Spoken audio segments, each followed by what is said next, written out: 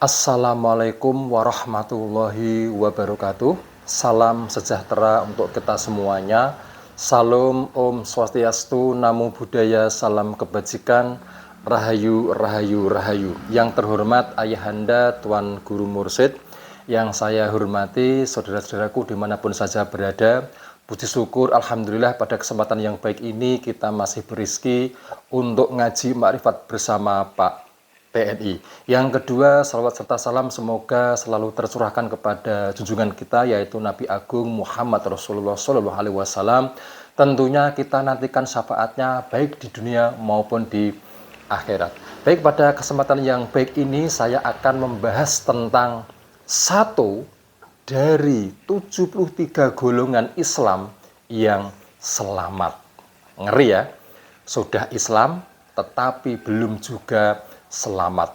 Bahkan seluruh umat Islam dari organisasi apapun, dari golongan apapun, semuanya menyampaikan ahli sunnah wal jamaah, golongan yang paling selamat ya. Lalu bagaimana sih sebenarnya? Perhatikan gambar nanti. Baik, perhatikan gambar ya ini. Jadi tolak ukurnya Allah itu pengen dikenal oleh hambanya atau manusia ini ya. Lalu manusia dalam mengenal Allah itu tingkat kesadarannya adalah berlapis-lapis ya. Ini ada bi asma'ihi, ada bi lafatihi, ada bi sifatihi, ada bi dzatihi ya. Tingkatan bi asma'ihi ini hanya sebatas tahu namanya saja, Allah itu saja ya. Biasanya manusia ini di tingkatan ini sibuk dengan dunianya, kurang memikirkan dirinya mau dibawa kemana ini ya, ini. Nah, kemudian tingkatan di atasnya itu bila fatihi ya. Tingkatan ini sudah berusaha mengenal Allah ya. Yang dibayangkan itu lafadz Allah, jadi alif lam lam ha itu ya. Tingkatan ini sangat kental dengan Al-Quran dan hadis ya. Jadi manusia ini bacaannya harus bagus, harus fasih, gerakan sholatnya harus sempurna, wudhunya harus sempurna, itu ilmu syariat lah yang ditonjolkan itu ya. Jadi tujuannya itu hanya mencari pahala. Ini di sini. Kemudian yang di atasnya itu tingkatan bi sifatihi ya. Tingkatan ini manusia ini memahami Allah itu karena ada bukti karyanya atau ciptaannya ya. Contohnya gini, dunia ini ada karena diadakan oleh Allah, gunung ini ada karena diadakan oleh Allah. Nah, ini dari karyanya. Nah, ini juga belum dinamakan mengenal Allah, belum. Lalu tingkatan yang di atasnya itu adalah bidzatihi ya. Manusia ini sudah memahami dalam mengenal Allah itu melalui guru yang bisa membimbing dirinya untuk mendekatkan kepada Allah. Karena manusia ini tidak mungkin bisa langsung berkomunikasi dengan Allah tanpa melalui sambungan terhadap orang yang sudah beserta Allah ya. Sesuai dengan surah Al-Maidah ayat 35, ya ayyuhalladzina amanu taqullaha wabtahu ilaihil wasilah wajahidu fisabilihi la'alakum tuflihun. Wahai orang-orang yang beriman, bertakwalah kepada Allah dan carilah jalan atau wasilah untuk mendekatkan diri kepada Allah. Jalan atau wasilah itu dibawa seorang waliyam mursida. Sedangkan waliyam mursida itu ada di thoriqoh ya, ada di tarekat ya. Tetapi ada juga saudara-saudara kita ini yang membid'ahkan tarekat, ya. Karena tadi masih di tingkatan syariat, makanya thariqah itu dibilang bid'ah seperti itu, karena tidak ada di Al-Quran, tidak ada di hadis seperti itu, ya. Lanjut, thariqah atau tarekat, ya, itu dibagi menjadi dua, ya. Tarekat jasmani atau amanah ilmu itu di jalurnya Sayyidina Ali, ya. Kan Ali ini adalah pintunya ilmu, ya. Jadi ilmu fikih, ilmu kitab dan lain-lain itu ada di Sayyidina Ali ini. Jalur yang kedua itu jalur thariqah rohani, ya. Kenapa ini saya sebut dengan thariqah rohani? Jadi Nabi Muhammad itu pernah menyampaikan bahwa isi dadaku seluruhnya aku curahkan kepada Abu Bakar, ya. Dan pintunya ilmu di Sayyidina Ali. Hakikat dari isi dada itu sebenarnya nur Allah itu sendiri, nur ilahiyah itu sendiri. Makanya saya sebut thariqah rohani, ya, atau yang waris nanti di jalur ini. Jalur jasmani, jalurnya Sayyidina Ali, ya, itu diteruskan oleh Imam Hasan Al-Basri, kemudian diteruskan lagi dan masih banyak lagi di sini, ya. Kemudian diteruskan Abu Al-Hasan Ali Al-Hangkari, ya. Abu Al-Hasan Ali Al-Hangkari ini itu gurunya Syekh Abdul Qadir Jailani dari jalur Sayyidina Ali, jalur jasmaniyah, ya. Kemudian jalur ini itu terpecah-pecah menjadi banyak sekali. Ada jalur yang utama juga ada, tetapi ada juga yang terpecah-pecah ini, banyak sekali, ya. Kemudian lanjut di jalur thariqah rohani, ya. Setelah Nabi Muhammad itu diturunkan ke Sayyidina Abu Bakar, ya. Kemudian Sayyidina Abu Bakar itu diturunkan ke Sayyidina Salman Al-Farisi, ya. Kemudian setelah ini berlindung atau wafat, diteruskan di sini ada Sayyidina Khosim, ada Sayyidina Ja'far lah dan seterusnya, ya. Ini masih banyak lagi. Kemudian diteruskan Syekh Ali Ar-Romitani atau dipanggil Syekh Azizan, ya. Ini gurunya Syekh Abdul Qadir Jailani, gurunya Syekh Muhammad Baba As-Samasi, ya. Jadi Syekh Abdul Qadir Jailani sama Syekh Muhammad Baba As-Samasi ini satu leteng di jalur ini, gurunya Syekh Ali Ar-Romitani Azizan ini, ya. Nah, itu merah-merah ini jalur berguru, ya. Nah, jadi Syekh Abdul Qadir Jailani ini adalah ulama besar, ya. Dikenal sebagai Sultanul Aulia, wali Allah. Ini banyak pengikutnya ini, ya. Terkenal di dunia ini, ya. Mempunyai guru jasmani bernama Abu Al-Hasan Ali Al-Hangkari dari jalurnya Sayyidina Ali, ya.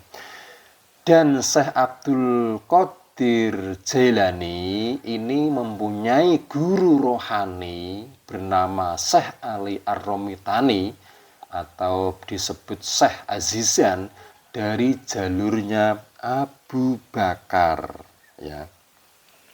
Jadi Syekh Abdul Qadir Jailani ini baiat di thariqah jasmani, ya, di Abu Al-Hasan Ali Al-Hangkari, dan Syekh Abdul Qadir Jailani ini baiat di Syekh Ali Ar-Romitani. Jadi Syekh Abdul Qadir Jailani ini sudah Islam secara kafah, ya, jasmani dan rohani, sesuai ayat yang ada di Al-Quran itu, udkhulu fisilmi kafah, ya. Jadi kita itu diperintahkan Islam secara kafah, jasmani dan rohani. Sahadatul Qadir ini sudah lengkap ya. Termasuk Sayyidina Ali itu juga pernah dibaiat oleh Nabi Muhammad, dibaiat secara rohani ya. Sayyidina Ali, Abdul Qadir Jailani ini sudah Islam secara kafah. Baiat roh itu ditanamkan nur iman dan nur kitab. Sesuai hadis Nabi, orang Badui itu menyampaikan, wahai Nabi, saya sudah beriman. Lalu Nabi menjawab, kamu belum beriman, baru berserah diri. Karena iman itu ditanamkan di kolbumu oleh Allah melalui utusannya. Jadi iman itu bukan timbul dari keyakinan manusia, tetapi ditanamkan saat baiat. Ya. Kemudian Syekh Muhammad Baba As-Samasi ya, itu orangnya sangat rendah hati. Beliau tidak punya pengikut yang banyak seperti Syekh Abdul Qadir Jailani. Karena ilmunya itu ilmu rohani. Jadi sulit diterima oleh orang-orang syariat ini. Ya. Setelah Syekh Muhammad Baba As-Samasi ini wafat atau berlindung, itu diteruskan oleh di sini ada Sayyid Amir Kulal. Ya. Kemudian diteruskan lagi Sayyid Bahauddin Muhammad ini. Ya. Kemudian diteruskan lagi oleh Al-Husaini ini ya, di sini ada banyak ini ya. Dan juga di sini berpecah-pecah juga. Ya. Jadi Thariqah Naqsabandi itu ada banyak juga, pecahan-pecahan juga banyak ya. Tetapi ada jalur yang waris ya. Kita harus mencari jalur yang waris ini. Ya. Tidak pecahannya ya, cari jalur yang waris. Singkat cerita, Syekh Ali Ar-Romitani atau disebut Syekh Azizan ini mengumpulkan para murid-muridnya. Ya, termasuk di dalamnya itu ada Syekh Abdul Qadir Jailani, ada Syekh Muhammad Baba As-Samasi, ada banyak lagi muridnya, Mas, ada banyak lagi. Dan pengikutnya Syekh Abdul Qadir Jailani saat itu juga ikut di dalamnya itu. Ya. Kemudian Syekh Ali Ar-Romitani itu menyampaikan, aku akan menurunkan waris kepada siapakah yang pantas. Ya. Lalu pengikutnya Syekh Abdul Qadir Jailani itu menyampaikan, yang pantas itu Syekh Abdul Qadir Jailani. Ya, menyampaikan seperti itu kepada Syekh Ali Ar-Romitani. Syekh Abdul Qadir Jailani ini diam. Di dalam hatinya itu mengaminkan, jika saya ditunjuk, saya akan menjalankan amanah ini. Ya. Tetapi justru waris itu jatuh pada Syekh Muhammad Baba As-Samasi. Ya. Artinya Syekh Abdul Qadir Jailani ini tidak waris dari jalur Thariqah Naqsabandiyah atau jalur yang waris ya. Tetapi Syekh Abdul Qadir Jailani ini tetap berjuang mengajak umat melalui organisasi Tarekat Qadiriyah, tetapi untuk diarahkan ke Naqsabandiyah. Maka namanya itu Tarekat Qadiriyah wan Naqsabandiyah, karena saat itu menggiring umat manusia langsung ke thariqah rohani itu sangatlah sulit. Dzikirnya sir, lidah ditekuk ke langit-langit, hanya diam, dzikir di hati, makanya sulit didakwahkan. Makanya melalui dzikir jahir atau qadiriyah itu agar manusia mudah memahami. Ya. Qadiriyah itu sebagai jembatan untuk menuju ke Naqsabandiyah. Tetapi kenyataan sampai sekarang manusia itu banyak yang tidak memahami. Makanya Islam itu terpecah menjadi 73 golongan. Hanya ada satu golongan yang selamat, yaitu golongan jalur rohani, jalur yang waris dari Nabi Muhammad, yakni jalur Sayyidina Abu Bakar. Jadi inilah yang disebut jalur golongan ahli sunnah wal jamaah.